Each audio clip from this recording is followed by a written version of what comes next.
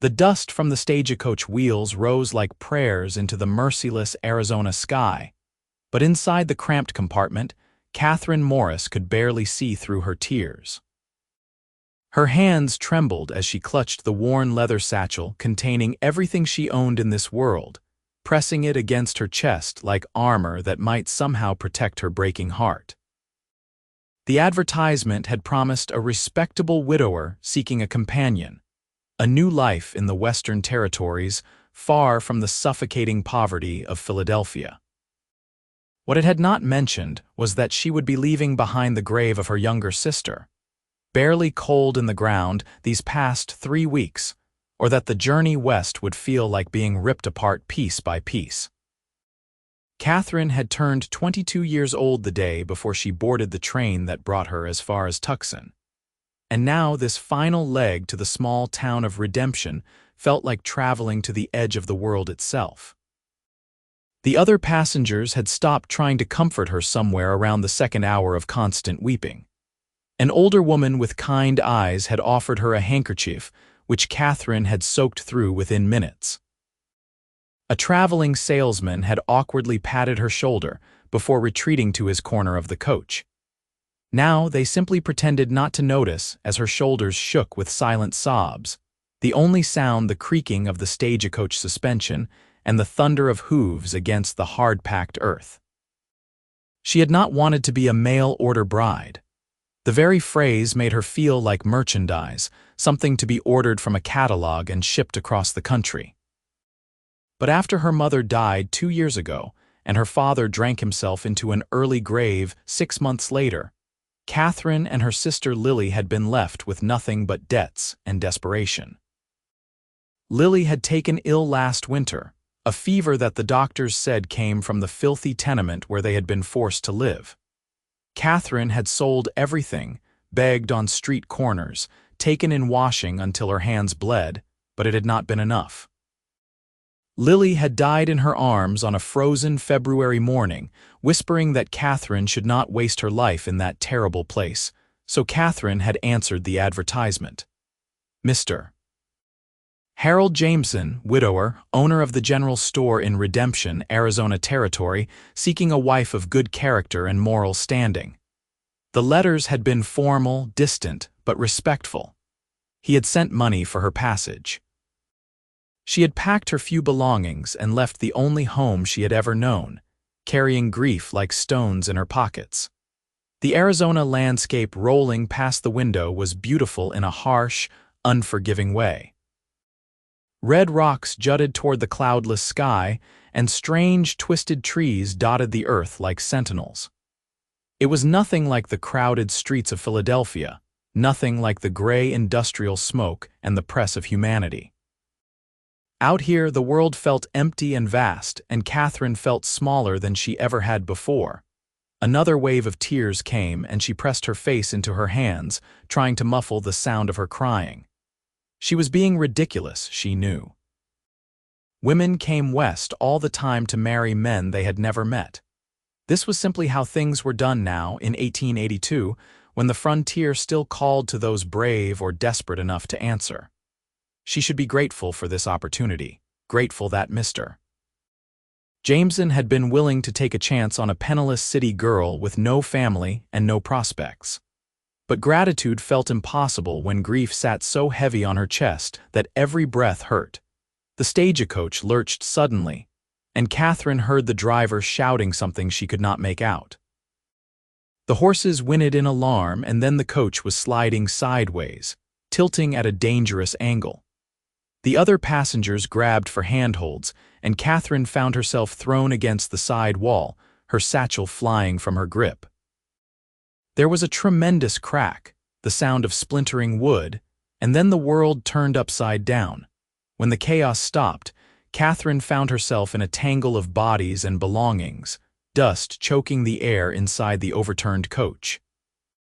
Her ribs ached where she had struck something hard, and she could taste blood in her mouth from where she had bitten her tongue. Someone was groaning in pain. The salesman was cursing steadily, creatively. The older woman was calling out, asking if everyone was alive. Catherine tried to respond, but her voice came out as barely a whisper. She was pinned beneath someone's legs, and when she tried to move, pain shot through her left ankle. Panic rose in her throat. They had crashed. They were in the middle of nowhere. What if no one came? What if they were stranded here to die slowly under the brutal sun? "Everyone stay calm," a man's voice called from outside the coach. "We are going to get you out." The door, now above them like a hatch, was wrenched open, flooding the compartment with blinding sunlight. A silhouette appeared, blocking out the glare, and then strong hands were reaching down. "Give me your hand, ma'am," the voice said, and Catherine looked up to see a cowboy leaning into the wreckage, his face shadowed by a wide-brimmed hat. One by one, the passengers were pulled free. When Catherine's turn came, she reached up with both hands, and the cowboy's grip closed around her wrists like iron bands. He lifted her as though she weighed nothing, hauling her up and out of the overturned coach with easy strength. The moment her feet touched the ground, her injured ankle gave way, and she would have fallen if he had not caught her, his arm coming around her waist to steady her. "Easy now," he said, and for the first time Catherine got a clear look at him. He was tall and lean, with sun-bronzed skin and eyes the color of the desert sky at dusk, somewhere between blue and gray. Dark stubble shadowed his jaw, and there was a scar cutting through one eyebrow that gave him a roguish look. He could not have been much older than 26 or 27, and there was something in his face that made Catherine's breath catch despite her pain and fear. Not just handsomeness, though he had that in abundance, but a kind of quiet intensity, as though he saw more than most people did. "Are you hurt?" he asked, and his voice was gentle despite the roughness of his appearance. Catherine tried to answer, but to her horror, fresh tears spilled down her cheeks instead. She had thought she had no more tears left to cry, but apparently she had been wrong. The shock of the crash, the pain in her ankle, the overwhelming strangeness of everything, it all crashed over her at once, and she found herself sobbing against this stranger's chest while he held her upright. Hey now," he said softly. "You are safe, I have got you." "I am sorry," Catherine managed to choke out. "I cannot seem to stop crying." "You were in a crash," he pointed out reasonably. "Seems like a good time for tears to me." But Catherine shook her head violently. "I have been crying for hours, since before Tucson. I have been crying for weeks, and I thought maybe out here, in this new place, I could stop. But I cannot, and now everything is broken, and I am supposed to meet my intended husband in redemption. And what is he going to think when I arrive battered and weeping like a child?" The words tumbled out in a rush, and she barely knew what she was saying anymore. The cowboy was quiet for a moment, still supporting most of her weight, and then he said, "Redemption is where you are headed." "Yes," Catherine wiped uselessly at her streaming eyes. "If we ever get there. If the stagecoach can be repaired, if I do not simply die of shame first." "The coach has a busted axle," the cowboy said. "It is not going anywhere today, but redemption is only about 5 miles north of here. I was headed that way myself." He paused and then added quietly, "And those tears you have been crying, those are your last sad tears." Catherine looked up at him, confusion cutting through her misery. "What? You heard me." His eyes met hers, steady and sure. "Those are your last sad tears. Whatever you have been grieving, whatever you have been running from, you have cried enough. When you get to redemption, you start fresh. No more crying from sorrow. Understood?" There was no mockery in his voice, no dismissiveness. He spoke as though he were making a decree, stating a simple fact about how the world would be from this moment forward. And something in Catherine responded to that certainty, that absolute confidence. She found herself nodding, even though she had no idea how he could possibly make such a promise. "Good," he said. "Now let us take a look at that ankle." He helped her hobble over to a flat rock in the shade of a scrubby tree, and she sat down gratefully. The other passengers were being tended to by the stagecoach driver and another man who had apparently been riding with the cowboy.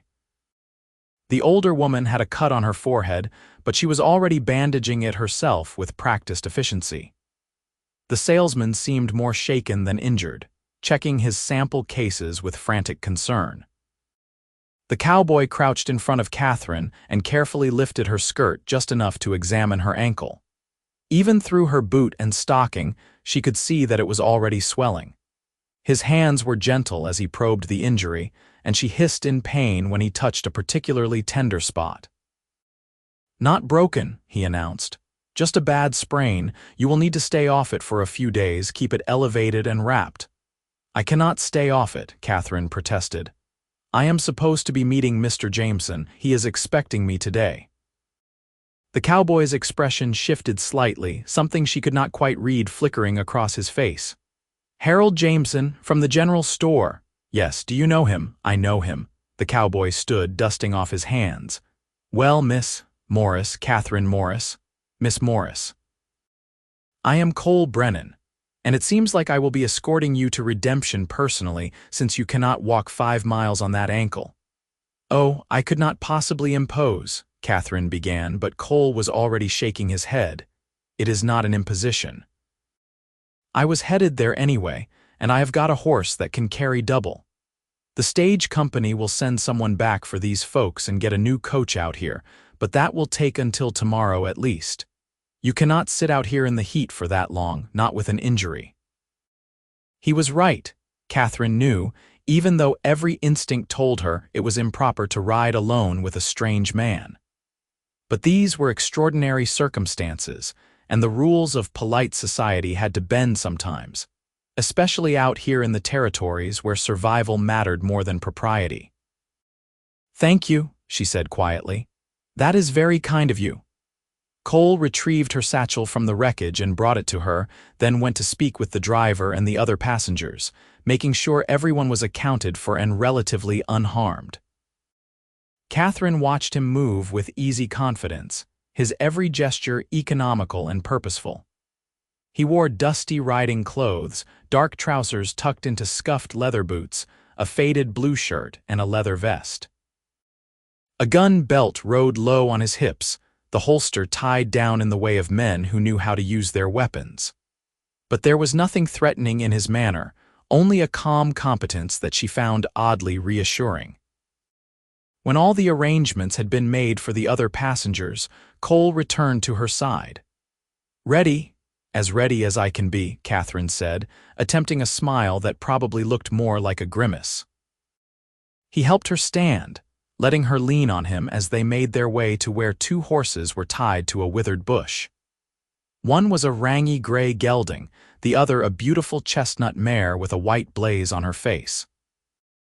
Cole led Catherine to the mare and lifted her into the saddle as easily as he had lifted her from the wrecked stagecoach.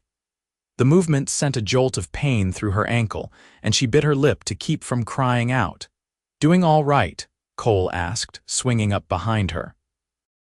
Catherine nodded, not trusting her voice. She was suddenly very aware of his body pressed against her back, his arms coming around her to take the reins. It was shockingly intimate, being held this way by a man she had just met, and she felt heat rise in her cheeks that had nothing to do with the desert sun. Cole clicked his tongue, and the mare started forward at an easy walk. Behind them, the gray gelding followed on a lead rope, and Catherine watched the overturned stagecoach recede into the distance. In a way, it felt fitting. She was leaving behind the last piece of her old life, the last connection to everything she had known. When she arrived in redemption, she would be completely remade, a new woman in a new world. They rode in silence for a while, the only sounds the steady clip-clop of the horses' hooves and the whisper of wind through the sparse vegetation. The sun beat down mercilessly, and Catherine was grateful for the shade provided by Cole's hat brim extending over her head. Despite everything, despite the pain and the fear and the strangeness, she felt her tears finally beginning to dry. "You never said what brought you west," Cole said after a while. His voice was close to her ear, a low rumble she could feel as much as hear. "The advertisement," Catherine replied. "Mr. Jameson placed an advertisement for a wife. I answered it." "So you are coming out here to marry a man you have never met?" There was no judgment in the question, only curiosity, but Catherine felt defensive anyway. Is that so strange? Half the women in the territories came west the same way. Not strange, Cole agreed. Just hard sometimes. Leaving everything you know behind. There was nothing left to leave, Catherine heard herself say, and then, to her surprise, the whole story came spilling out. She told him about her parents' deaths, about Lily's illness and passing, about the desperate poverty that had driven her to answer that advertisement.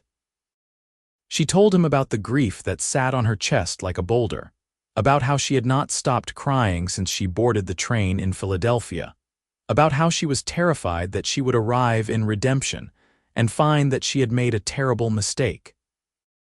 Cole listened without interrupting, his arms steady around her as they rode. When she finally fell silent, exhausted by the confession, he was quiet for a long moment before speaking. "My mother died when I was 12, he said. Pneumonia. My father drank himself to death by the time I was 15, just like your pa. I have got a younger brother, Tommy, who is 17 now. I have been taking care of him since I was old enough to work." Catherine turned her head slightly, trying to see his face. "I am sorry." "That must have been incredibly difficult." "It was," Cole admitted. "But it taught me something important. Grief is like a flood, Miss Morris. It comes in waves, and sometimes it feels like it will drown you. But eventually, if you let yourself feel it instead of fighting it, the water recedes. You find solid ground again, you keep living. And if the ground never feels solid again," Catherine whispered. "Then you learn to swim," Cole said simply. "You learn to swim and you keep going, and one day you realize you are not drowning anymore, you are just floating. And then one day after that, you are not floating either. You are standing on your own 2 feet again." His words settled into Catherine's chest like a balm on a wound. She had not realized how much she needed to hear that grief had an end, that this terrible aching emptiness would not last forever. For the first time since Lily died, she felt a tiny spark of something that might have been hope. "Thank you," she said softly, "for saying that, for listening." "Everyone needs someone to listen sometimes," Cole replied, "especially out here." They crested a low rise, and suddenly the town of Redemption spread out before them in the valley below. It was smaller than Catherine had expected, just a single main street lined with wooden buildings, but it looked solid and real and permanent in a way that the harsh desert landscape did not. Smoke rose from chimneys despite the heat, and she could see people moving about their business, tiny figures at this distance. "There it is," Cole said. "Your new home." Catherine's stomach clenched with renewed anxiety. Somewhere down there was Harold Jameson, the man she was going to marry, the man who had paid for her passage west and expected her to become his wife. She knew almost nothing about him beyond what his letters had revealed. That he was 43 years old, that his first wife had died in childbirth along with their baby 5 years ago, that he ran a successful general store and was considered a pillar of the community. His letters had been polite and proper but completely devoid of warmth or personality. She had no idea what he looked like, what his voice sounded like, whether he would be kind or cruel or simply indifferent. "What is he like?" she found herself asking. "Mr. Jameson." Cole was silent for so long that Catherine thought he might not answer. Then he said carefully, "He is a good man, honest, fair in his business dealings. He does not cheat folks or water down his goods." "But," Catherine prompted, hearing the unspoken reservation. "But he is not exactly what you would call warm," Cole admitted. "He keeps to himself mostly, does not smile much. Since his wife died, he has been even more closed off. I think he is lonely, if I am being honest. That is probably why he sent for a bride." But lonely and loving are not the same thing. Catherine's heart sank. She had hoped that perhaps, despite the strange circumstances, she might find some measure of happiness in this marriage. But it sounded like she was trading one form of misery for another, swapping the poverty and grief of Philadelphia for a cold, loveless union in the Arizona desert. "I see," she said quietly. "Hey." Cole's arm tightened slightly around her waist. "I am not saying it is hopeless. Just that it might take some time for him to thaw out. He has built up walls, and walls come down slowly, but you seem like someone with enough strength to be patient." "I do not feel very strong right now," Catherine confessed. "Strength is not about how you feel," Cole said. "It is about what you do when you are scared and tired and everything hurts. You got on that train, you got on that stagecoach. You survived a crash and you are still going forward. That is strength, Miss Morris, whether you feel it or not."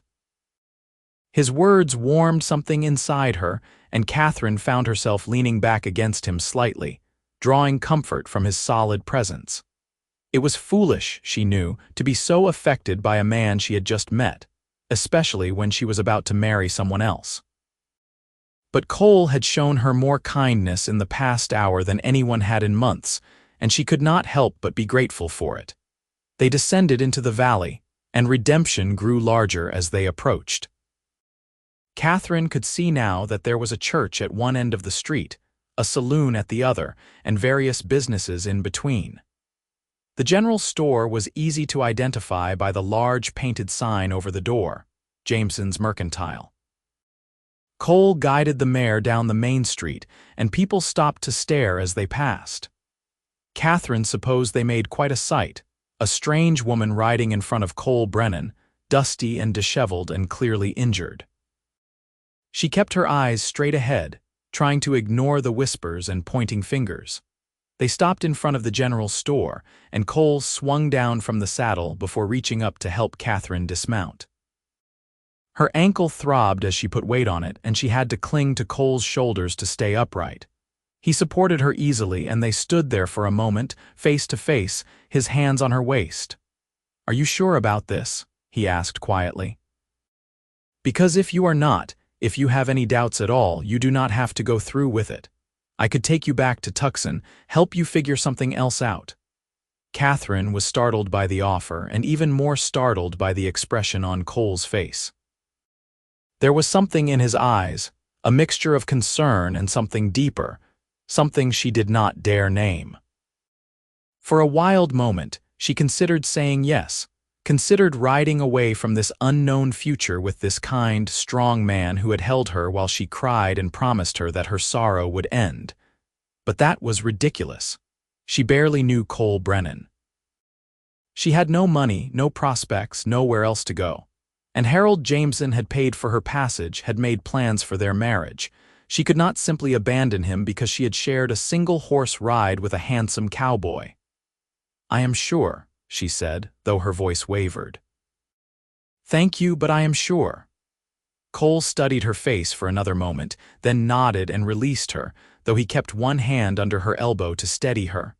The door to the general store opened, and a man stepped out onto the wooden sidewalk. Harold Jameson was tall and thin, with graying brown hair and a narrow face dominated by a prominent nose. He wore a shopkeeper's apron over dark clothes and wire-rimmed spectacles perched on his nose. He looked exactly like what he was, a sober, serious businessman of middle age. There was nothing unpleasant about his appearance, but nothing warm either. His expression as he looked at Catherine was more appraising than welcoming, as though he were evaluating a shipment of goods rather than greeting his intended bride. "Miss Morris, I presume," he said. His voice was flat, inflectionless. "Yes, sir, Mr. Jameson." Catherine attempted a curtsy, which was made awkward by her injured ankle and her need to lean on Cole for support. "You are late," Jameson observed. "The stage was due 2 hours ago." "The stage crashed about 5 miles south of here," Cole interjected. "Miss Morris was injured. I brought her the rest of the way." Jameson's gaze shifted to Cole, and something flickered in his expression that Catherine could not read. "I see. That was kind of you, Brennan." "Just doing what anyone would do," Cole said evenly. "Yes, well," Jameson turned his attention back to Catherine. "You had better come inside. We have arrangements to discuss." There was no offer to help her, no expression of concern about her injury. Catherine felt Cole's hand tighten slightly on her elbow, and when she glanced up at him, she saw his jaw was set in a hard line. But he said nothing, only helped her hobble forward to the steps leading up to the sidewalk. The steps proved to be a challenge with her sprained ankle, and Cole ended up simply lifting her, carrying her up as though she were a child. Jameson watched this with pursed lips but made no comment. At the top, Cole set her down carefully and stepped back. "You should keep that ankle elevated and wrapped," he said, looking at Catherine rather than Jameson. "Ice if you can get it, though that is hard to come by out here. Stay off it as much as possible for the next few days." "Thank you, Mr. Brennan," Catherine said, "for everything. I do not know what I would have done without your help." "You would have managed," Cole said with a slight smile. "You are stronger than you think." He touched the brim of his hat in farewell and then turned to leave. "Brennan," Jameson called after him. Cole paused, looking back. "Your payment for the lumber order will be ready tomorrow afternoon." "Much obliged," Cole said, and then he was striding away, leading the two horses back down the street. Catherine watched him go, feeling oddly bereft. Then Jameson cleared his throat impatiently, and she turned to face her future husband. "Come along, then," he said, holding the door open. "We have much to discuss." The interior of the general store was dim after the bright sunlight, and it took Catherine's eyes a moment to adjust. When they did, she found herself in a well-stocked shop, with shelves lining the walls from floor to ceiling and glass display cases showing more delicate goods. There was a counter near the back, a large scale for weighing goods, and a curtained doorway that presumably led to the living quarters behind the store. "Wait here," Jameson instructed, and disappeared through the curtain. He returned a moment later with a straight-backed chair, which he set down with a thump. "Sit." Catherine sat, grateful to be off her feet. Jameson stood in front of her, hands clasped behind his back, looking down at her with that same appraising expression. "You are younger than I expected," he said finally. "I am 22, Catherine replied. "I stated my age in my letters." "Yes, but numbers on paper are different from the reality." He circled around her slowly, and Catherine had to fight the urge to turn and follow his movement. She felt like livestock being evaluated at auction. "You are pretty enough, I suppose. Thin, though. Too thin. Can you cook?" "Yes, sir, I am a competent cook." "So, yes. Keep house?" "Yes, Mr. Jameson, I can manage a household." He stopped in front of her again, pushing his spectacles up his nose. "I am not a man of great passion, Miss Morris. I want you to understand that from the beginning. I need a wife to keep my home, to cook my meals, to present a respectable appearance in this community. In time, if all goes well, perhaps there will be children, but I am not offering you romance or grand gestures. I am offering you security, respectability, and a roof over your head. If that is acceptable to you, we will proceed with the marriage. If not, I will pay your return passage to Philadelphia, and we will part ways with no hard feelings." Catherine's throat felt tight. She looked at this cold, remote man and tried to imagine spending the rest of her life with him, and the prospect filled her with quiet despair. But what choice did she have? She had nothing to return to in Philadelphia except poverty and painful memories. At least here she would have food and shelter, safety and status. Love was a luxury, and luxuries were for people who could afford them. "It is acceptable," she said quietly. "Very well. The ceremony will take place in 3 days' time, once you have had a chance to recover from your journey and your injury. In the meantime, you will stay at the boarding house. Mrs. Fletcher runs a respectable establishment.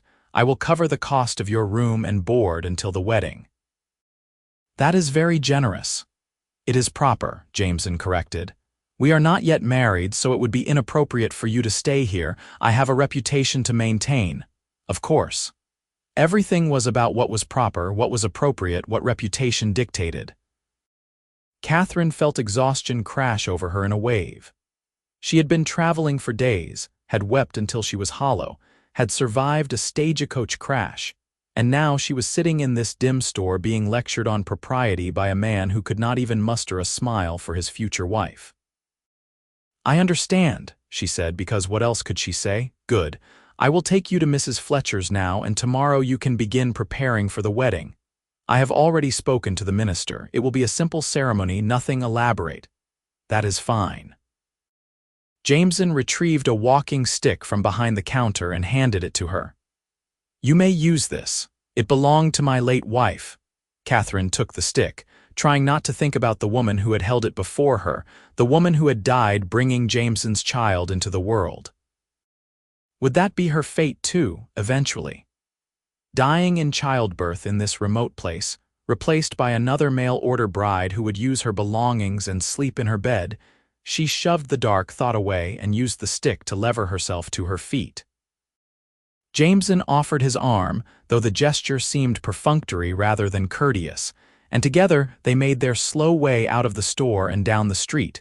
The boarding house was a large, whitewashed building near the church. Mrs. Fletcher turned out to be a plump, cheerful woman in her 50s, with rosy cheeks and shrewd eyes that took in everything at a glance. She clucked sympathetically when she heard about the Stagecoach crash, and immediately began fussing over Catherine, insisting that she needed hot food and a soft bed and proper medical attention for her ankle. "You should have Dr. Peters take a look at that," she said, glaring at Jameson. "The poor girl can barely stand." "Cole Brennan already examined it," Jameson said stiffly. "He said it was only a sprain." "Oh, well, if Cole said so, then it is probably fine," Mrs. Fletcher agreed, her tone softening. "That boy knows his business when it comes to injuries. Learned from his time working on various ranches, I suppose. Still, you should keep it wrapped and elevated, dear." She showed Catherine to a small but clean room on the second floor, chattering the whole way about the town and its inhabitants.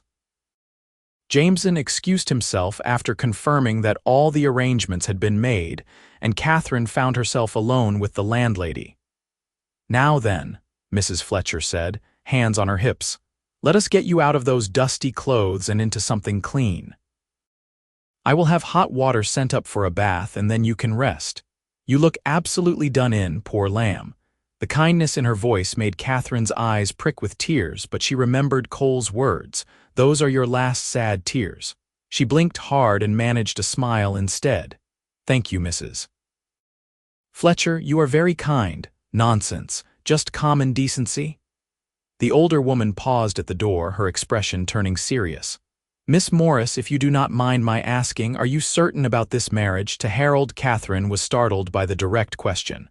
Well, yes. "We have an agreement." "An agreement is not the same as a marriage," Mrs. Fletcher said gently. "Harold is a good man in his way, but he is cold, dear, cold and closed off. His first wife, Martha, she had a hard time of it. He was never cruel, mind you, but he was never warm either. She died lonely, I think, even though she was married." "I appreciate your concern," Catherine said carefully, "but I do not have many options. This is a chance for a new life, a fresh start." Mrs. Fletcher sighed. "I suppose you are right, and who knows? Perhaps you will be the one to finally melt that frozen heart of his. The Lord works in mysterious ways." She smiled, though it did not quite reach her eyes. "I will have that bath water sent up. You rest now." After she left, Catherine sank down onto the narrow bed and closed her eyes. Every muscle in her body ached, her ankle throbbed, and her mind was spinning with everything that had happened. Just this morning, she had been on a stagecoach, weeping and terrified. Now she was in redemption, committed to marrying a man who seemed about as warm as a block of ice. But at least she had stopped crying. That was something. Against her will, her thoughts drifted to Cole Brennan. The way he had pulled her from the wreckage, the gentleness of his hands as he examined her injury, the feel of his arms around her as they rode. The things he had said about grief and strength, and that strange, intense promise, "Those are your last sad tears." Why had he said that? What had he seen in her that made him so certain she would find her way through the darkness? And why, when she closed her eyes, was it his face she saw instead of Harold Jameson's? She opened her eyes quickly, guilt washing over her. She was being foolish and romantic, spinning fantasies about a cowboy who had simply been kind to a stranger in distress. Cole Brennan was nothing to her, and she was nothing to him. In 3 days, she would marry Harold Jameson, and that would be the end of it. A knock at the door announced the arrival of the bath water, and Catherine pushed all thoughts of Cole from her mind. She needed to focus on the practical realities of her situation, not on impossible daydreams. The next 3 days passed in a blur of activity. Mrs. Fletcher took it upon herself to prepare Catherine for the wedding, enlisting the help of several other women in town. A seamstress named Mrs. Kowalski took in one of her own dresses to serve as Catherine's wedding gown, a simple but pretty garment in pale blue. Another woman brought over a pair of shoes that were nearly new, insisting that Catherine could not possibly be married in her battered traveling boots. The doctor, a gruff but competent man named Peters, examined her ankle and pronounced Cole's assessment correct, then wrapped it tightly and instructed her to stay off it as much as possible. Catherine tried to be grateful for all the attention and kindness, but she felt disconnected from it all, as though she were watching someone else's life unfold.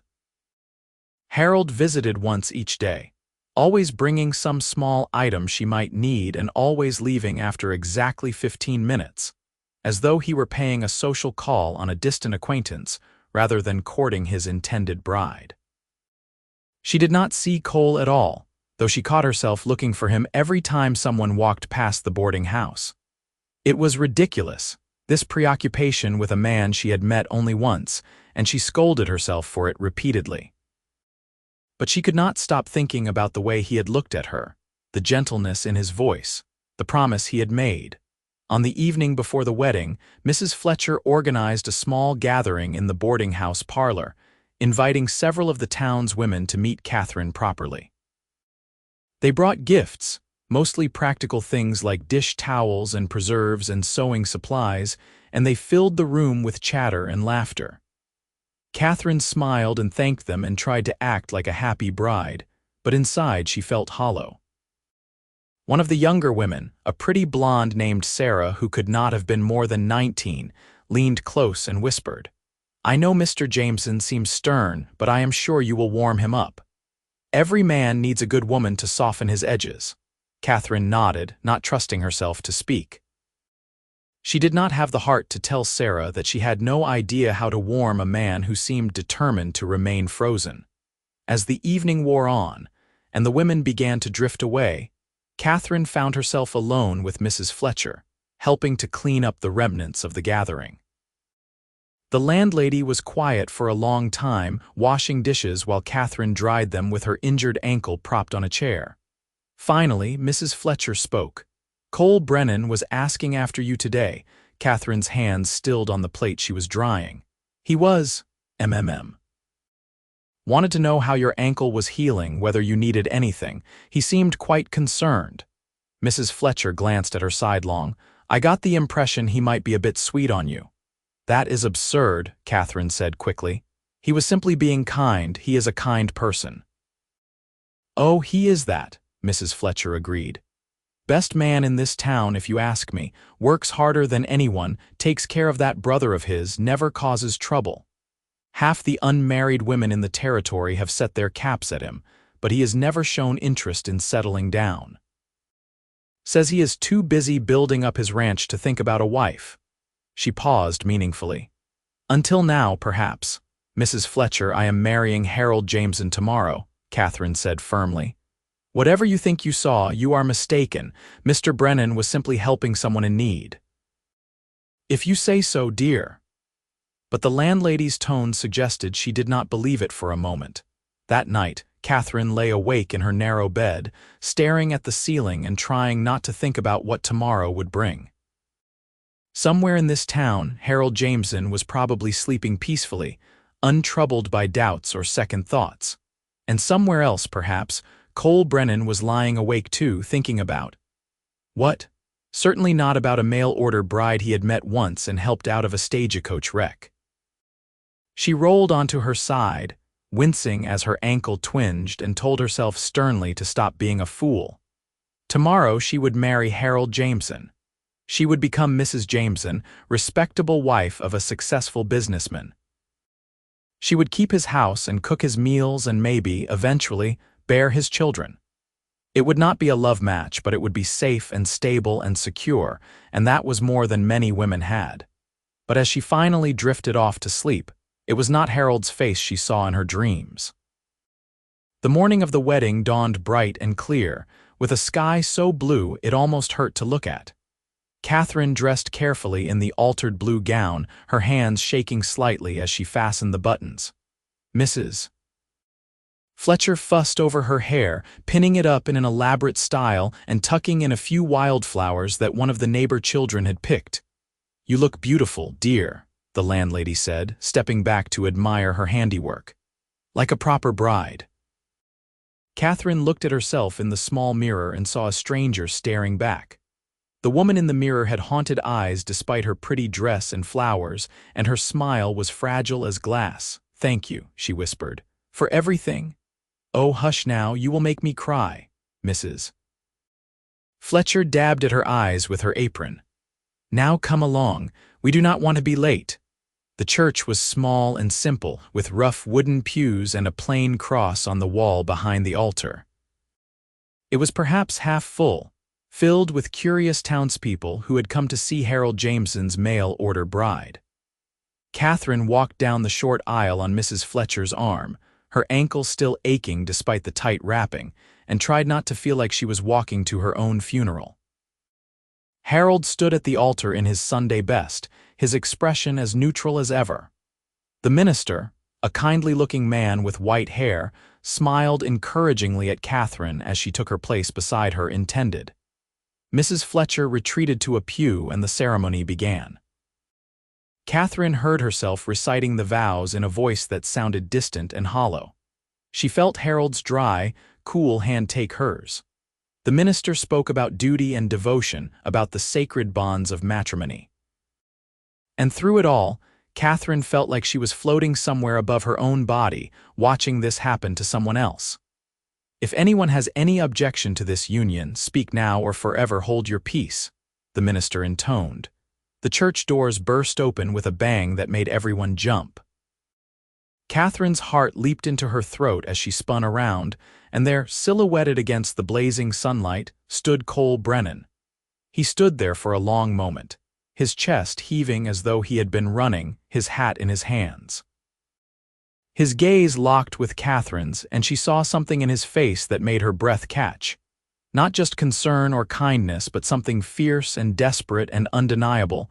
"Cole," Harold's voice was sharp. "What is the meaning of this?" Cole dragged his gaze away from Catherine and looked at Harold. "I am sorry, Harold, I truly am, but I cannot let this happen." A murmur ran through the congregation, Harold's face flushed with anger. "Cannot let it happen? By what right do you interfere in my wedding?" "By the right of a man who has fallen in love," Cole said quietly. "I know I have no claim here, I know I am out of line. But Miss Morris deserves better than a marriage without love, and I am asking you, Harold, as a fellow man and a neighbor, to release her from this agreement." The church erupted in shocked whispers. Catherine felt like the floor had dropped out from under her. Had Cole just said he loved her? That was impossible. They barely knew each other. They had spent a few hours together, nothing more. This had to be some kind of misunderstanding or mistake. "How dare you?" Harold said, his voice shaking with fury. "How dare you come into this church and make such a claim? You have known this woman for all of 3 days. 4, Cole corrected. And sometimes 4 days is all you need to know that someone is meant to be in your life." He looked at Catherine again. "I am not asking you to marry me instead. I am not asking you for anything. I just could not stand by and watch you tie yourself to a loveless marriage when I know in my bones that you deserve more. You deserve someone who will love you the way you should be loved, who will cherish you, who will make sure you never cry from sadness again." Catherine's vision blurred with tears, but for the first time in weeks they were not tears of grief.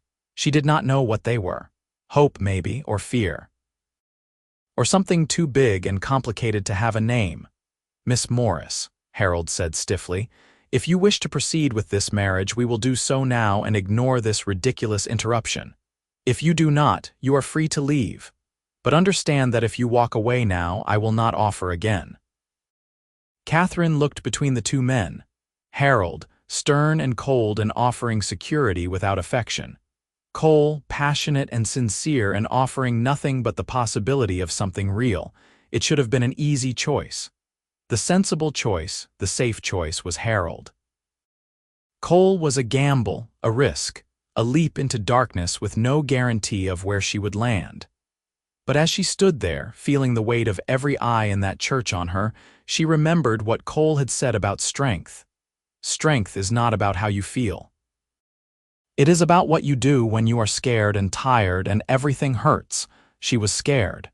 She was so scared she could barely breathe. But she was also tired of being sensible, tired of choosing safety over everything else, tired of living a half-life because it was easier than reaching for something more. "I am sorry, Mr. Jameson," she said, her voice shaking but clear. "I cannot marry you. It would not be fair to either of us." Harold's expression hardened. "So you are choosing him, a cowboy with barely 2 coins to rub together over a respectable businessman." "I am not choosing him," Catherine said. "I am choosing myself. I am choosing the possibility of love over the certainty of loneliness. I am sorry for any pain or embarrassment this causes you, but I cannot bind myself for life to someone I do not love and who does not love me." For a moment, she thought Harold might argue further, but then he simply nodded once stiffly and turned to the minister.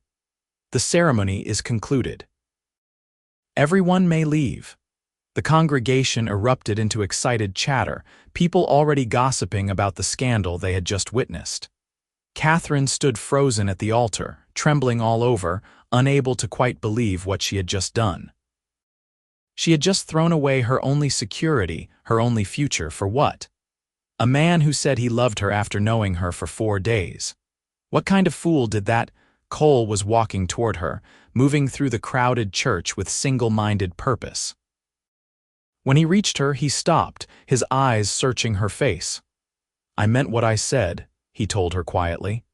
"I am not expecting anything from you. I just could not let you marry him without at least telling you the truth. If you want me to leave, if you want me to ride out of town and never speak to you again, I will. But if there is even a chance, even the smallest possibility that you might feel something for me too, I am asking you to take that chance." Catherine looked up at him, at his earnest face and his storm-gray eyes, and felt something crack open in her chest. Maybe it was foolish. Maybe she would regret this. But when she thought about walking away from Cole, about never seeing him again, the prospect felt unbearable. "I feel something," she whispered. "I do not know what it is yet, and I do not know if it is love, but I feel something, and I want the chance to find out what it could become." The smile that broke across Cole's face was like sunrise, bright and warm and full of promise. He reached out and took her hand, threading his fingers through hers. "Then let us get out of here before the good people of redemption talk us to death." He led her out of the church, past the staring townspeople and the scandalized minister and Harold's rigid, furious form. Outside, his horses were tied to the hitching post, and he lifted Catherine into the saddle of the chestnut mare before swinging up behind her, just like that first day. "Where are we going?" Catherine asked as they started down the street at a canter. "My ranch," Cole said. "It is about 10 miles west of town. Nothing fancy, but it is mine. You will be safe there while we figure out what comes next. What about my things at the boarding house? I will send Tommy back for them later. Right now, we need to put some distance between us and town. Harold has friends, and I do not want anyone getting ideas about forcing you back to keep his reputation intact." Catherine leaned back against Cole's chest, feeling the steady rhythm of his heartbeat against her spine. She should have been terrified. She had just destroyed her only plan, made an enemy of a prominent man, and run off with someone she barely knew. Instead, she felt something she had not felt in longer than she could remember. She felt free. They rode in silence for a while, leaving redemption behind and heading into open country. The landscape here was different from the route they had taken into town, lusher somehow, with more vegetation and occasional stands of cottonwood trees. In the distance, Catherine could see mountains rising blue and hazy against the horizon. "Tell me about your ranch," she said finally. It is small, Cole admitted. Just 160 acres, but good land. I have been building it up for the past 4 years since I turned 23. Got about 50 head of cattle right now, hoping to expand the herd over the next few years. Built the house myself with Tommy's help. It is not much, 2 rooms and a loft, but it is sturdy. It sounds wonderful, Catherine said, and meant it. I need to be honest with you about something, Cole continued. I am not wealthy, I work hard, and the ranch is starting to turn a profit, but there have been lean years. Tommy and we have gone to bed hungry more than once. I cannot offer you the kind of security Harold could have given you. I do not care about security, Catherine said, or at least not the kind that comes from money. I want to feel safe in a different way. Emotionally. As though I matter to someone, as though my feelings and thoughts and fears are important. Harold could have given me a roof and food, but he could never have given me that. Cole's arms tightened around her. You matter to me, more than I can properly explain. From the moment I pulled you out of that wrecked stagecoach, and you looked up at me with those heartbroken eyes, I felt something shift inside me. Like I had been waiting my whole life for you to arrive, even though I did not know I was waiting. That is crazy, Catherine said, but there was no conviction in her voice. Maybe, Cole agreed, but that does not make it any less true. They rode on, and gradually Catherine became aware that they were following a creek, a thin ribbon of water that wound through the landscape. Trees grew thicker here, providing welcome shade, and she could hear birds singing in the branches. It was beautiful in a wild, untamed way, so different from the ordered streets of Philadelphia or even the dusty main street of Redemption. There, Cole said, pointing ahead. That is home. Catherine followed his gesture and saw a small house nestled in a grove of cottonwoods, with a barn and several corrals nearby. It was indeed modest, just rough-hewn logs chinked with mud, but it sat in a spot so pretty it took her breath away. The creek ran behind it, and green grass grew in patches despite the desert climate. A few cattle grazed in the distance, and she could see chickens scratching in the dirt near the barn. As they approached, a young man emerged from the barn, shading his eyes against the sun. He was tall and lanky, with Cole's dark hair and a smile that lit up his whole face when he saw them. "Cole," he called, "you are back early. I thought you would be at the wedding, Allo." His voice trailed off as he got close enough to see Catherine clearly. Who is this?" "Tommy, this is Miss Catherine Morris," Cole said, swinging down from the horse and then helping Catherine dismount. "Miss Morris, my brother Tommy. Pleased to meet you," Catherine said, attempting a curtsy that was made awkward by her still tender ankle. Tommy looked between them, confusion written all over his face. "I do not understand. Is not she supposed to be marrying Mr. Jameson?" "Long story," Cole said.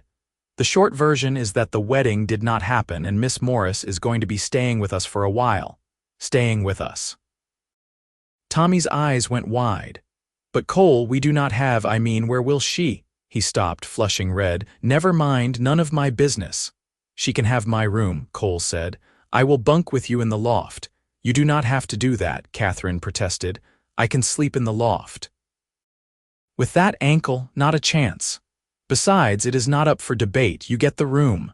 Cole's tone left no room for argument. Tommy was still staring at them, clearly trying to puzzle out what had happened. "Did you, Cole, did you stop the wedding?" "I did." "By doing what exactly?" "By telling her I loved her in front of the whole church." Tommy's jaw dropped. "You did what? You heard me." "But you do not even know her. You met her 4 days ago." "I know," Cole said calmly, "and I love her anyway." Catherine felt her cheeks flame, but she could not deny the warm glow that spread through her chest at hearing him say it again. Tommy looked at her, then back at his brother, and slowly shook his head. "You have lost your mind," he announced. "You have absolutely, completely lost your mind, Mr. Jameson is going to be furious. Half the town is going to be furious, and you stopped a wedding to declare your love for a woman you barely know." He paused, and then a grin broke across his face. "That is just about the most romantic thing I have ever heard." "Shut up," Cole said, but he was smiling. "Wait until I tell people about this." Cole Brennan, the most practical, level-headed man in Arizona territory, staging a dramatic wedding interruption. They will never believe me. You are not telling anyone anything, Cole said firmly. At least not for a while. Miss Morris needs some time to rest and recover, and we need to figure out what happens next. What does happen next? Tommy asked, his expression turning more serious. It was a good question, and one Catherine had been avoiding thinking about. She had run away from the wedding, but she could not stay at Cole's ranch indefinitely. It would ruin both their reputations if word got out that an unmarried woman was living with two bachelor brothers. But where else could she go? She had no money, no family, no way to support herself. We will figure it out, Cole said, as though he had read her thoughts. For now, let us just get Miss Morris inside and settled. The interior of the house was as simple as its exterior, but it was clean and well-maintained. The main room served as both kitchen and living area, with a wood stove, a rough-hewn table and chairs, and a few shelves holding dishes and supplies. A curtained doorway led to what must be Cole's room, and a ladder in the corner went up to the loft where Tommy slept. It was not fancy, but it felt like a home in a way that Harold's sterile rooms above the general store never could have. There were personal touches everywhere. A quilt draped over the back of a chair that someone had clearly made by hand, a row of books on one shelf, a battered fiddle hanging on the wall. It is not much, Cole said, watching her take it all in. It is perfect, Catherine replied honestly. He showed her to his room, which was barely large enough for a narrow bed, a trunk, and a small table with a basin and pitcher. But the bed had clean sheets, and there was a window that looked out over the creek, and Catherine thought she had never seen anything more welcoming. Rest, Cole instructed. You have had a hell of a day, and you need to take care of that ankle. Tommy and I have work to do, but we will be close by if you need anything. After he left, Catherine sank down onto the bed and finally allowed herself to process everything that had happened. Less than 12 hours ago, she had been preparing to marry Harold Jameson. Now she was hiding out at a remote ranch with a man who claimed to love her after knowing her for 4 days. It was insane. It was impulsive and reckless and completely unlike anything she had ever done in her careful, cautious life. And yet, she did not regret it. Not even a little bit. She lay back on the bed, staring up at the rough wooden ceiling, and thought about Cole's face when he had burst into that church. The fierce determination, the vulnerability, the absolute certainty. No one had ever looked at her like that before, as though she were something precious and irreplaceable. Harold had looked at her like a useful acquisition. Her parents had loved her, but in a distracted, preoccupied way, too burdened by their own troubles to really see her. Even Lily, sweet as she was, had been too young and too sick to be anything but a responsibility. But Cole looked at her like she mattered. Like she was worth fighting for, worth risking everything for. And that feeling, that sense of being seen and valued, was more intoxicating than any security or stability could ever be. She must have dozed off, because the next thing she knew, someone was knocking softly on the doorframe. She sat up groggily to find Tommy peeking around the curtain, looking uncertain. I am sorry to bother you, Miss Morris, but Cole said to ask if you were hungry. We have got stew on the stove. Catherine realized she was starving. She had been too nervous to eat any breakfast, and it was well past noon now. That sounds wonderful, thank you. She followed Tommy out into the main room, where Cole was ladling stew into bowls. It smelled delicious, rich with meat and vegetables, and when she tasted it, she discovered it was even better than it smelled. This is excellent, she said. Did you make this, Cole? Tommy did, actually. He is the better cook. Tommy grinned. Cole can manage not to burn things, mostly, but that is about the extent of his culinary skills. They ate in companionable silence for a while, and Catherine found herself relaxing in a way she had not in weeks. There was something comforting about sitting at this simple table with these two brothers, eating good food and watching the afternoon sunlight slant through the window. It felt normal, domestic, like a glimpse of the kind of life she had always wanted but never thought she could have. After the meal, Tommy excused himself to go check on the cattle, leaving Cole and Catherine alone.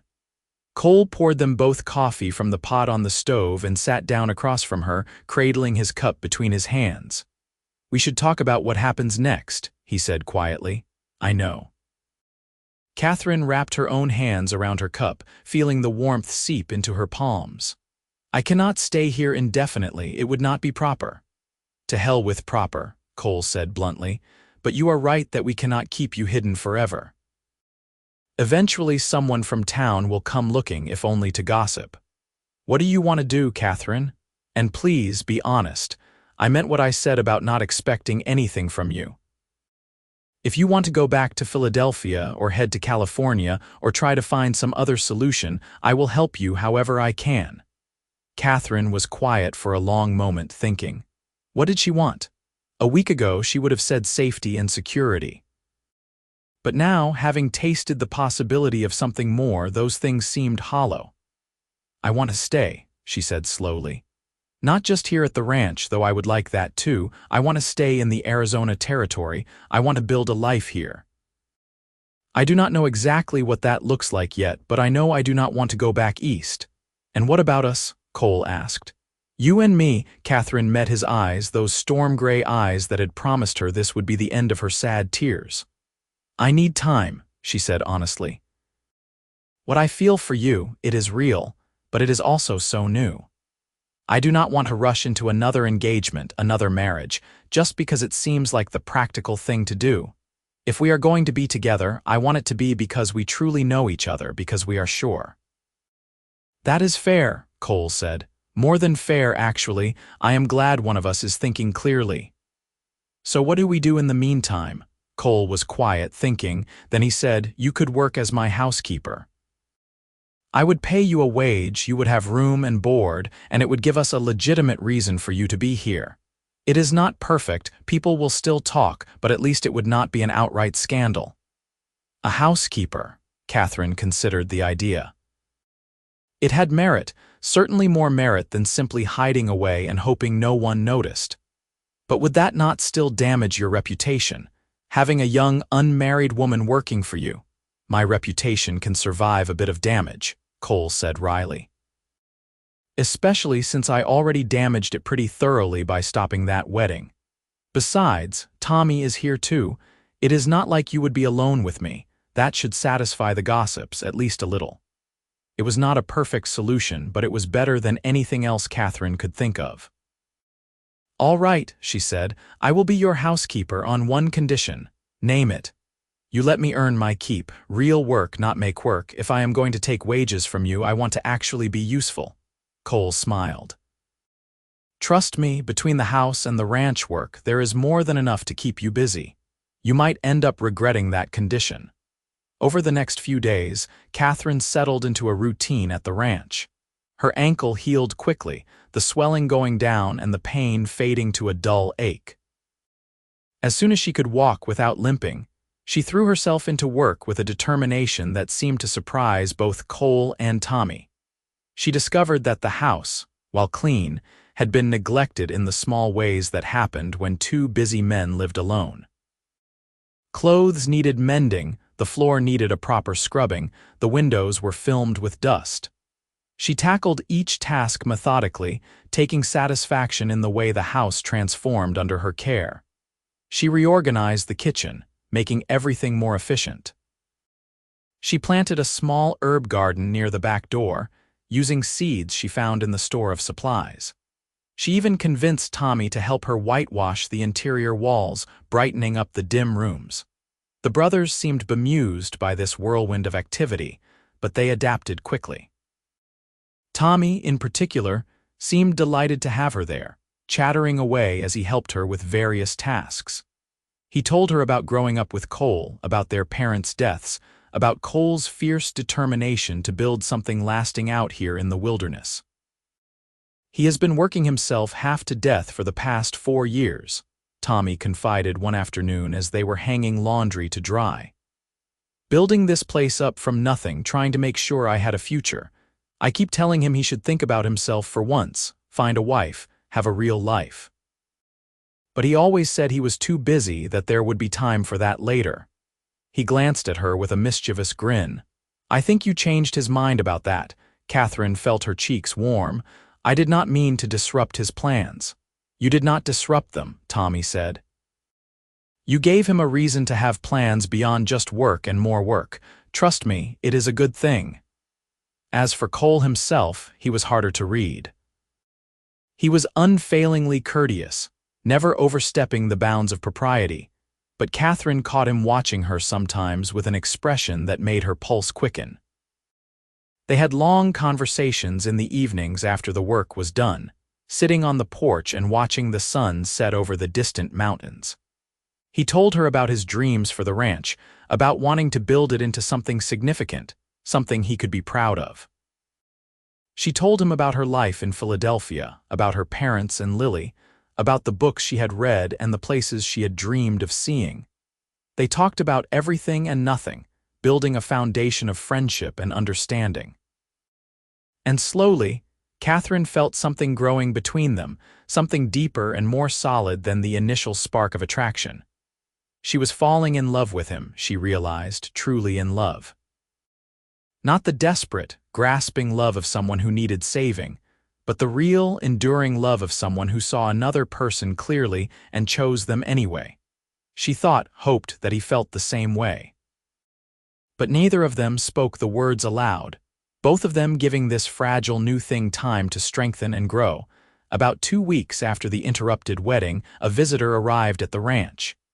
Catherine was in the garden, pulling weeds, when she heard a horse approaching.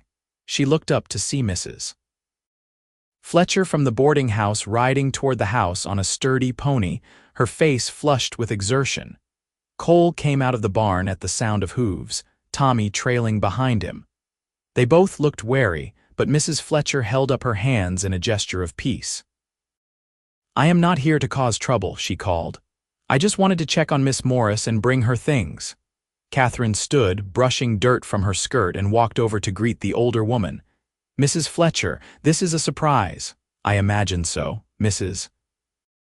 Fletcher dismounted with a grunt and pulled a large bundle from her saddle. Here, all your belongings from the boarding house. I figured you might want them. Thank you, that is very kind. Catherine took the bundle, touched by the gesture. Mrs. Fletcher looked around the ranch, taking in the neat house, the well-maintained barn, the contented cattle in the distance. You have landed on your feet, it seems. I have been working as Cole's housekeeper, Catherine said quickly. It is all perfectly respectable. Oh, I am sure it is, Mrs. Fletcher said, though her tone suggested she did not believe that for a moment.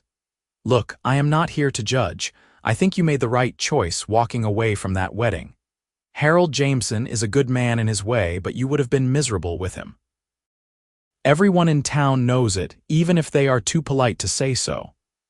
Is Harold very angry? Catherine asked hesitantly. Furious at first, Mrs. Fletcher admitted, but he has calmed down now. He is a practical man, and I think he realized that a wife who did not want to be married to him would have made his life hell. He is already talking about placing another advertisement. She looked at Cole. Though I will say, you made some enemies with that stunt you pulled. There are folks in town who think you behaved dishonorably, stealing another man's bride. I did not steal anyone, Cole said evenly. I gave Catherine a choice. She made it. I know that and you know that, but gossip does not care about the truth. Mrs. Fletcher softened. Still, there are plenty of us who think you did the right thing. Love is rare enough in this world. When you find it, you have got to fight for it. After Mrs. Fletcher left, Catherine carried her bundle inside and unpacked it carefully. It felt strange to be handling these things again, the few possessions she had brought from Philadelphia. A change of clothes, some under things, her mother's Bible, a few letters from Lily. Each item was a piece of her old life, and she found herself handling them with a mixture of nostalgia and relief that they were no longer all she had. That evening, as she and Cole sat on the porch watching the stars come out, she found herself thinking about Mrs. Fletcher's words. Love is rare enough in this world. When you find it, you have got to fight for it. Cole, she said quietly, can I ask you something? Anything. When you burst into that church, were you really sure? Sure enough to risk everything, to make enemies, to potentially ruin your reputation? How could you be so certain after such a short time? Cole was silent for a long moment, and when he spoke, his voice was thoughtful. I have been thinking about that a lot myself, trying to understand it. The truth is, I do not know if it was certainty or just faith. But from the moment I met you, something clicked into place inside me. Like I had been a puzzle with a missing piece, and suddenly the piece appeared and everything made sense. He turned to look at her. Have you ever felt like you were waiting for something, even though you did not know what it was?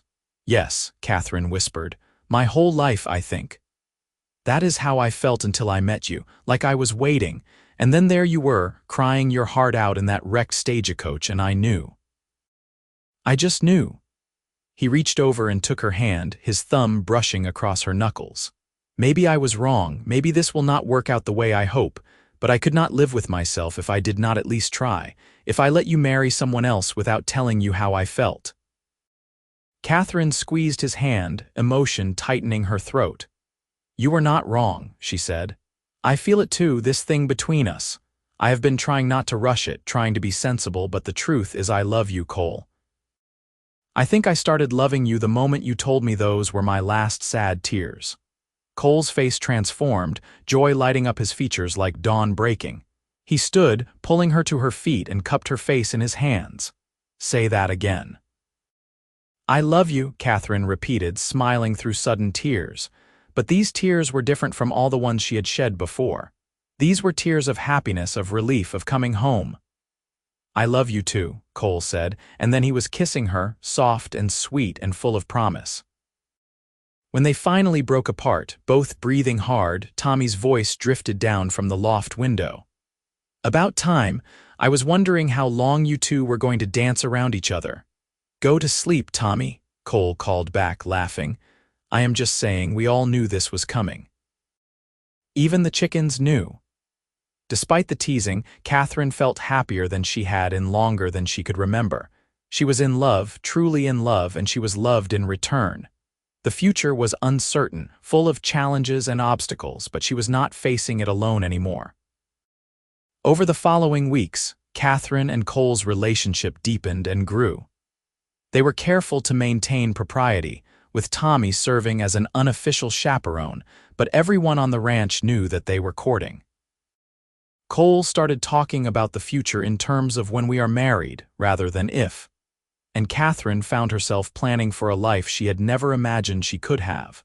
They discussed it seriously one evening, sitting at the kitchen table after Tommy had gone to bed. Cole had been working on the ranch accounts, and Catherine had been mending one of his shirts. It was domestic and comfortable, and she could easily imagine spending the rest of her life like this. I want to marry you, Cole said abruptly, setting down his pencil. Properly, with a real courtship and a real proposal and everything you deserve. But I am not sure how long we should wait. People are already talking, and I do not want you to be hurt by gossip. Let them talk, Catherine said. I do not care what people say as long as I am with you. But I care, Cole said firmly. You have already been through enough. I do not want to add to it by letting people think badly of you. Catherine set down her mending and reached across the table to take his hand. Cole Brennan, are you asking me to marry you? I suppose I am, he said, smiling. Though this is probably the least romantic proposal in history. I disagree, it is perfect. Catherine stood and walked around the table to him, and my answer is yes, I will marry you. Cole pulled her down onto his lap, holding her close. You are sure, absolutely sure. Because once you marry me, you are stuck with me. I am not an easy man to live with. I work too hard, I am stubborn as a mule, and I have no idea how to be fancy or sophisticated. Good thing I am not looking for fancy or sophisticated, Catherine said, resting her forehead against his. I am just looking for real, and you are the most real person I have ever met. They set the date for a month later in early August. It would be a small, simple ceremony, nothing like the elaborate wedding Harold had planned. Just close friends and neighbors, a few vows spoken in the same little church where Cole had interrupted Catherine's first wedding attempt. The irony was not lost on either of them. Mrs. Fletcher was thrilled when she heard the news, immediately volunteering to help with the preparations. "I knew it," she crowed. "I told everyone you two were meant for each other. This is exactly how it should have turned out." Even some of Harold Jameson's supporters seemed to soften when they heard about the engagement. There was something undeniably romantic about the story, the cowboy who had fallen in love at first sight and fought for his bride. And romance had a way of winning people over even when propriety said they should disapprove. Harold himself remained coldly distant, but he did not cause any trouble. Catherine heard through Mrs. Fletcher that he had indeed placed another advertisement and was corresponding with a widow from Kansas. She felt a pang of guilt, but also relief. Harold would find someone more suited to him, someone who could be content with his reserved nature, and she would build a life with Cole. The month before the wedding flew by in a flurry of activity. Catherine worked with Mrs. Kowalski to create a proper wedding dress, a beautiful white gown with lace at the collar and cuffs. Tommy spent his evenings carving furniture for the house, determined to give them a proper wedding gift. Cole worked harder than ever on the ranch, wanting to make sure everything was in perfect order before he took time off for the wedding and a brief honeymoon. They had decided to spend a few days after the wedding at a small cabin Cole owned further up in the mountains, a place he had built as a lined shack, but rarely used. It would give them privacy and time alone together, away from the curious eyes of the town and the demands of the ranch. As the wedding day approached, Catherine found herself thinking about how much her life had changed in just 2 months. She had arrived in the Arizona territory as a frightened, grieving woman, weeping her way toward a loveless marriage. Now she was confident, happy, preparing to marry a man she loved more than she had thought possible. Cole had been right when he had told her those were her last sad tears. She had not cried from grief since that day in the stagecoach. There had been tears since then, but they were tears of happiness, of relief, of overwhelming joy at finding her place in the world. The night before the wedding, Catherine stayed at the boarding house with Mrs. Fletcher, observing the old tradition of the bride and groom not seeing each other before the ceremony. She barely slept, too excited and nervous and full of anticipation. When morning finally came, she dressed carefully in her white gown, her hands shaking slightly as she fastened the tiny buttons. Mrs. Fletcher helped her with her hair, pinning it up in an elaborate style and tucking in flowers from her garden. "You look absolutely beautiful, dear," the older woman said, her eyes misty. "Cole is a lucky man." "I am the lucky one," Catherine said. "I do not know what I did to deserve this, to deserve him, but I am grateful for it every single day." The church was fuller this time than it had been for her first wedding attempt. Word had spread about the romantic story behind this marriage, and it seemed like half the town had turned out to witness it. Catherine walked down the aisle on Tommy's arm, the young man having volunteered to give her away in the absence of family. She barely noticed the crowd, though, because all she could see was Cole standing at the altar, looking more handsome than she had ever seen him in his Sunday best, his face full of love and pride and happiness. This ceremony was everything the first one had not been. The minister spoke of love and partnership, of two people choosing each other freely and joyfully. When it came time for vows, Cole spoke as clearly and firmly, his eyes never leaving Catherine's face. "I, Cole Brennan, take you, Catherine Morris, to be my lawfully wedded wife. I promise to love you, to honor you, to stand beside you in good times and bad, in sickness and health, for as long as we both shall live. You changed my life the day I met you, and I will spend the rest of my days making sure you never regret taking a chance on me." Catherine's voice shook with emotion as she spoke her own vows. "I, Catherine Morris, take you, Cole Brennan, to be my lawfully wedded husband. I promise to love you, to honor you, to build a life with you full of joy and purpose and partnership. You saved me from a life of loneliness and showed me what real love could be. I will never stop being grateful for that, and I will never stop loving you." When the minister pronounced them husband and wife and told Cole he could kiss his bride, the kiss was tender and sweet and full of promise. The congregation erupted in applause and cheers, and Catherine laughed against Cole's mouth, feeling happiness bubble up inside her like champagne. They held a small reception at Mrs. Fletcher's boarding house, with food and music and dancing. Tommy pulled out his fiddle, which Catherine had not known he could play, and the music filled the room with joy.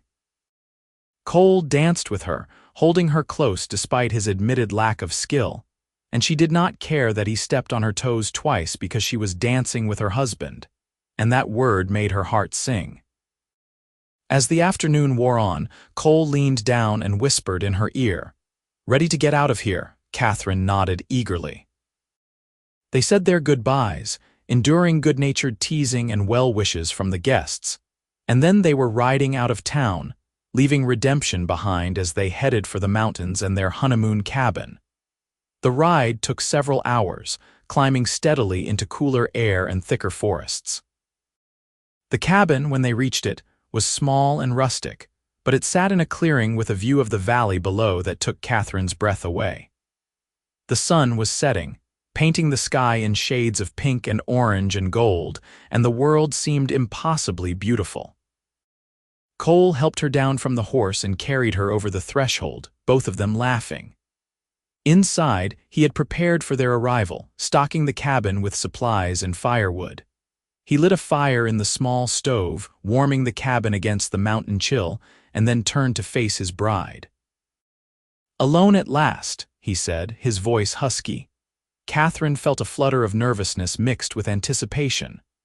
They had been so careful during their courtship, never crossing the line of propriety, but now they were married, and there were no more barriers between them. She stepped into his arms and he held her close, his hand coming up to stroke her hair. "Are you scared?" he asked gently. "A little," Catherine admitted, "but not of you, never of you. We will take this slow," Cole promised. "We have all the time in the world." Their wedding night was tender and sweet, full of gentle discovery and whispered words of love. Cole was patient and careful, making sure Catherine felt safe and cherished every moment. And when morning came, Catherine woke in her husband's arms feeling more content and complete than she had ever imagined possible. They spent 5 glorious days at the cabin, swimming in the cold mountain stream, hiking through the forests, making love under the stars. They talked about their dreams for the future, about expanding the ranch, about maybe having children someday. They learned each other's bodies and hearts, building an intimacy that went far beyond the physical. On their last morning, as they were packing to return to the ranch, Cole pulled something from his saddlebag and handed it to Catherine. It was a small wooden box, beautifully carved with flowers and vines. "Tommy made this for you," he said. "As a wedding gift, open it."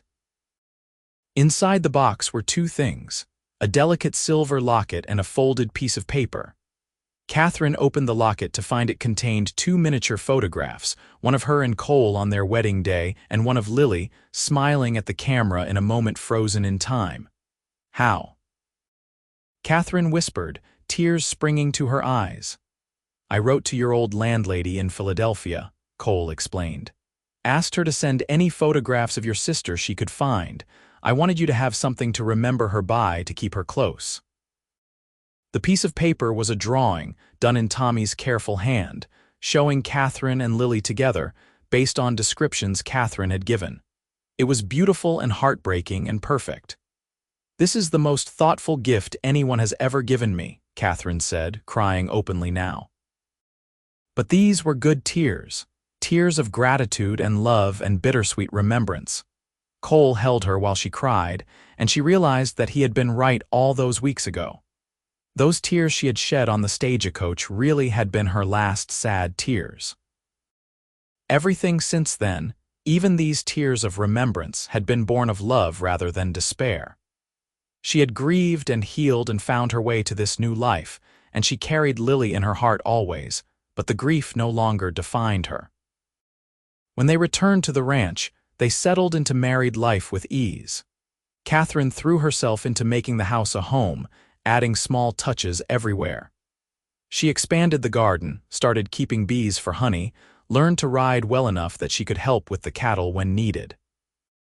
Cole built a proper addition onto the house, giving them a real bedroom and adding a second room that could serve as a guest room or, someday, a nursery. Tommy, who turned 18 that fall, started talking about eventually getting his own place, though Cole insisted he was in no hurry to see his brother leave. The three of them had found a comfortable rhythm, working together during the day and sharing meals and stories in the evenings. It was not the life Catherine had imagined for herself back in Philadelphia, but it was infinitely better. As autumn turned to winter and winter to spring, the ranch prospered. Cole's hard work was paying off, the herd growing and healthy, the land productive. They hired a hand to help with the increased workload, a young man named Miguel who had a gift with horses. The small ranch family grew, and Catherine found herself at the center of it, keeping everyone fed and organized and happy. In the spring, Catherine discovered she was pregnant. She told Cole on a warm evening in May as they sat on the porch watching the sunset, just as they had on so many evenings before. His reaction was everything she could have hoped for, joy and wonder, and a fierce protectiveness that made her laugh even as she cried. "I am going to be a father," he kept saying, as though he could not quite believe it. "We are going to have a baby." Tommy was equally thrilled, immediately starting to plan all the things he would teach his future niece or nephew, Mrs. Fletcher, when she heard the news on her next visit, cried and hugged Catherine and declared it was the most wonderful thing she had ever heard. The pregnancy was not easy. Catherine was sick for the first few months, barely able to keep food down, and she was plagued by worry given what had happened to Harold Jameson's wife. But Cole was attentive and supportive, holding her hair when she was sick, rubbing her feet when they swelled, reading to her when she was too tired to do anything but rest. As her belly grew round with their child, Catherine felt more connected to life than she ever had before. This baby was a symbol of everything she and Cole had built together, proof that love could create something beautiful and lasting. She spent hours preparing the nursery, sewing tiny clothes and blankets, decorating the room with cheerful yellow paint and curtains she made from fabric misses. Fletcher helped her order from back east. Cole became even more devoted, if that were possible, his every thought bent toward making sure Catherine and the baby were safe and healthy. He brought Dr. Peters out to the ranch regularly to check on them, despite Catherine's protests that she was fine. He built a rocking chair with his own hands, spending hours in the barn sanding and finishing it until it was smooth as silk. In late January, as snow fell softly outside the windows, Catherine went into labor, Dr. Peters had been staying at the ranch for the past week, anticipating the birth, and he took charge immediately. Cole held Catherine's hand through the long hours of labor, whispering encouragement, wiping her face with cool cloths, telling her over and over how much he loved her, how brave she was, how everything was going to be all right. And it was all right. After 14 hours of labor, their son was born, red-faced and wailing and absolutely perfect. Cole cut the cord with shaking hands, and then the baby was placed in Catherine's arms, and she looked down at his tiny face and felt her heart expand impossibly larger. "He is perfect," Cole whispered, kneeling beside the bed and looking at his son with awe. "You are perfect, both of you." They named him James after Catherine's father, with Cole's last name and a future full of possibility ahead of him. Tommy declared himself the best uncle in the Arizona Territory and spent hours holding his nephew, singing him songs and telling him stories. Mrs. Fletcher visited frequently, bringing gifts and advice and always leaving with tears of joy in her eyes. The first year of James's life was exhausting and wonderful, full of sleepless nights and first smiles and the constant worry of new parents. But Cole and Catherine navigated it together, supporting each other, learning as they went. The ranch continued to thrive, growing steadily, and Cole hired another hand so he could spend more time with his family. When James was just over a year old, Catherine discovered she was pregnant again. This time the pregnancy was easier, her body knowing what to expect. Their daughter was born in the fall, during the harvest, a calm and easy birth that had Cole declaring Catherine was the strongest woman in the world. They named her Lily in honor of Catherine's sister, and the circle felt complete somehow, as though Catherine's old life and new life had been woven together into something whole and beautiful. The years that followed were full and rich, marked by the ordinary miracles of family life. James learned to walk and talk, his first words making them all laugh. Lily grew from a quiet baby into a curious toddler, always into everything. Tommy eventually did move to his own small ranch a few miles away, though he visited almost daily and remained as close as ever. Miguel married a local girl and built a house on the edge of Cole's property, becoming not just an employee but a friend. The ranch grew into one of the most successful in the region, Cole's reputation for fair dealing and hard work earning him respect throughout the territory. Catherine became known as well for her kindness and her skill at managing not just her household, but also helping other families in the area. She started a small school in Redemption, teaching children their letters and numbers, and the community thrived under her influence. On their 5th wedding anniversary, Cole surprised Catherine with a trip back to the mountain cabin where they had spent their honeymoon. Tommy and his new wife volunteered to watch the children, and Cole and Catherine rode back up into those cool forests, to that small cabin with its breathtaking view. They spent 3 days there, reminiscing about those early days of their marriage and marveling at how much had changed. Their love had deepened over the years, weathered by challenges and strengthened by shared experiences. They made love under the same stars, and Catherine felt the same thrill she had felt on their wedding night, proof that passion did not fade when it was built on a foundation of real love and respect. "Do you ever regret it?" Cole asked one evening as they sat outside watching the sunset. "Walking away from that wedding, taking a chance on me instead of security with Harold." Catherine looked at her husband, at the face she knew as well as her own, and smiled. "Not for one single moment, you gave me everything I never knew I needed. Not just love, but a life full of purpose and joy and belonging. You gave me a family, a home, a future I could never have imagined." "You gave me the same things," Cole said softly. "Before you, I was just existing, working myself to exhaustion but never really living. You showed me what life could be. You made everything better just by being in it." They sat in comfortable silence, watching the sky turn from gold to pink to deep purple. Below them, somewhere in the valley, their children were safe and happy with their uncle. Around them, the mountains stood eternal and unchanging, and between them, love hummed like a living thing, constant and true. "Those are your last sad tears," Cole said suddenly, and Catherine turned to him in surprise. "What made you think of that?" "I have been thinking about it lately. About that day we met, when you were crying so hard I thought you might shake apart. I had no right to make that promise to you, no way of knowing if I could keep it, but I wanted it to be true so badly." "It was true," Catherine said, reaching for his hand. "From that moment on, everything changed."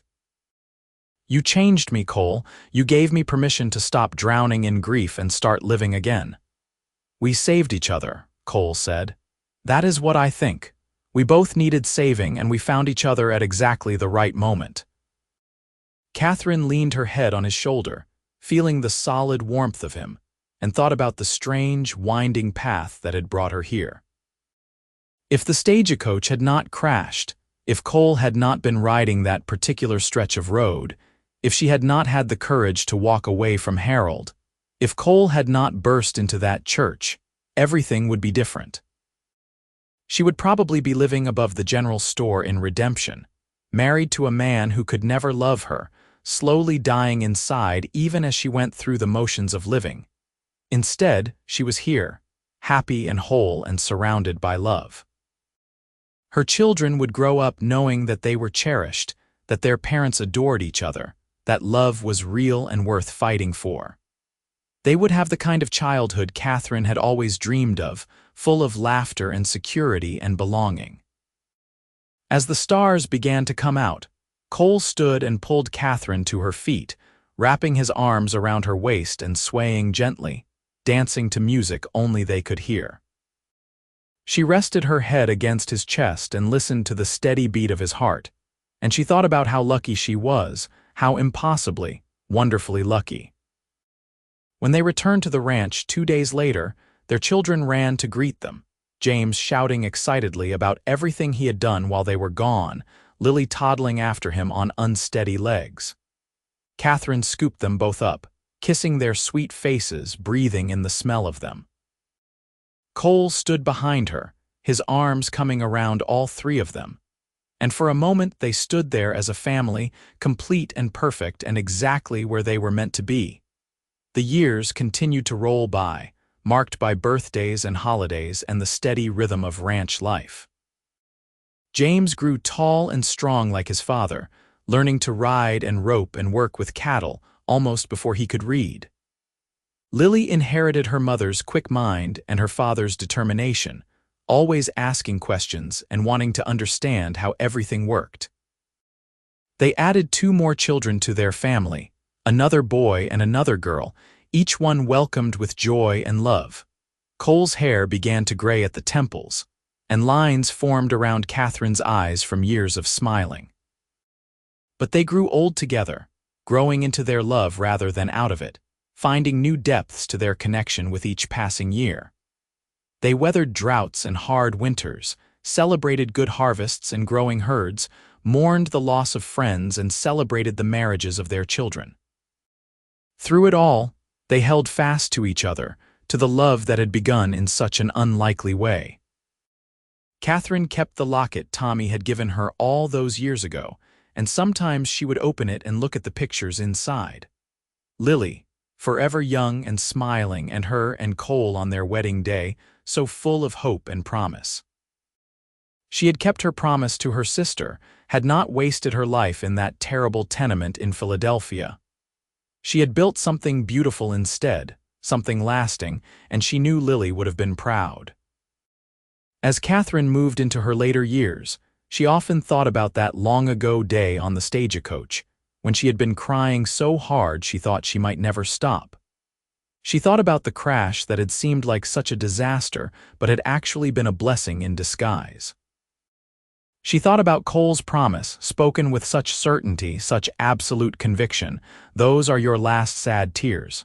He had been right. Oh, there had been tears since then, tears of grief when Mrs. Fletcher died, when Tommy's wife miscarried their first child, when Cole's father-in-law passed away peacefully in his sleep. There had been tears of frustration during the hardest years on the ranch, when money was tight and the work seemed endless. There had been tears of worry when James broke his arm falling from a horse, when Lily was sick with fever for 3 terrifying days. But they had not been the same kind of tears. They had not been the desperate, hopeless tears of someone who saw no future, no possibility of happiness. They had been the tears of someone who was fully engaged with life, who felt things deeply because she was connected to the world and the people in it. They had been tears born of love rather than despair, and for every tear, there had been 100 moments of joy. Laughter around the dinner table, quiet evenings on the porch, children's voices raised in play, Cole's arms around her in the night. The satisfaction of work well done, of a garden that flourished, of watching their children grow into good, strong people. The deep contentment of a life built on love and partnership, of waking up every morning next to the person you loved most in the world. On their 30th wedding anniversary, the whole family gathered at the ranch for a celebration. Their children were grown now, some with families of their own, and the house was full of noise and chaos and love. Tommy was there with his wife and 5 children, Miguel and his family, friends from all over the territory. They had a feast and dancing and toasts, and Catherine stood in the middle of it all, looking around at this life she had built, and felt overwhelming gratitude. That evening, after everyone had finally left or gone to bed, Cole led Catherine out to the porch where they had spent so many evenings over the years. The moon was full, casting silver light over the land they had worked and loved for 3 decades. He held her hand, his thumb rubbing over her knuckles in the same way he had that very first night, and they stood together in comfortable silence. 30 years, Cole said finally. Sometimes it feels like yesterday, and sometimes it feels like forever. The best kind of forever, Catherine said. The kind you never want to end. I love you, Cole said, turning to face her. I have loved you from the moment I pulled you out of that wrecked stagecoach, and I will love you until my last breath. You are the best thing that ever happened to me, Catherine Brennan. And you are the best thing that ever happened to me, Catherine replied, reaching up to cup his face in her hands. You saved my life, Cole.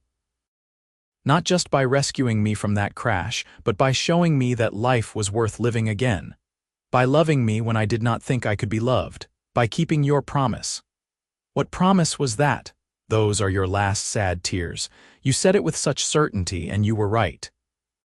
You gave me a life with no more sad tears, only happy ones. You gave me everything. Cole pulled her close, holding her tight, and Catherine closed her eyes and breathed in the scent of him, familiar and beloved after all these years. The moon sailed overhead, the land stretched out around them, and somewhere in the house their family slept peacefully. It was not the life Catherine had imagined for herself when she boarded that train in Philadelphia all those years ago, weeping and heartbroken and terrified. It was infinitely better. As they stood there under the stars, Catherine thought about that younger version of herself and wished she could go back and tell her that everything would be all right. That the pain would fade, that love was real, that happiness was possible even after the darkest grief. She wished she could tell that weeping girl on the stagecoach that her life was about to change in ways she could never imagine. That a cowboy with storm-gray eyes was going to promise her that those were her last sad tears, and that he would spend the rest of his life making sure that promise came true. But she could not go back, and maybe that was all right too. Maybe that girl had needed to walk through the darkness to appreciate the light. Maybe the journey, as hard as it had been, was part of what made the destination so sweet. Cole kissed the top of her head, and Catherine smiled against his chest. They had built a good life together, a life full of love and laughter and purpose. They had raised good children, worked honest land, loved each other through every season. They had kept faith with each other, and with the promises they had made all those years ago in that little church in Redemption. And as Catherine stood there in her husband's arms, looking out over the ranch that had become her home and the life that had become her joy, she knew with absolute certainty that Cole had been right. Those tears she had cried on the stagecoach all those years ago, those desperate, heartbroken tears of grief and fear and loneliness, those really had been her last sad tears. Everything after that had been built on love, and love had made all the difference. The moon continued its path across the sky. The stars wheeled overhead in their ancient patterns, and Cole and Catherine stood together on the porch of the home they had built, surrounded by the life they had created, held together by a love that had started with a promise and grown into something eternal and unbreakable and true. And in that moment, everything was exactly as it should be, exactly as it was always meant to be, perfect and complete and full of grace.